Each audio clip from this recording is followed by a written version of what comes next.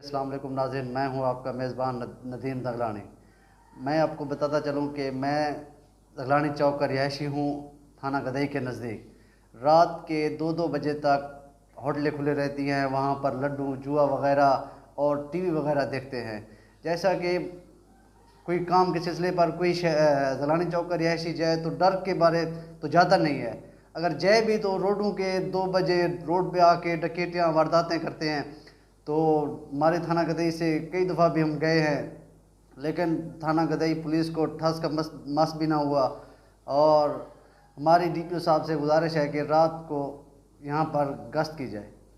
जैसा कि थाना गदई के हदूद में कई मकानात ऐसे हैं जहाँ पर किराएनामे भी नहीं हैं और हम उनको जानते तक भी नहीं हैं, और जिस्म फरोशी के इतने अड्डे हैं कि हमें पता भी नहीं है कि कैसे कैसे लोग यहाँ आ जाते हैं।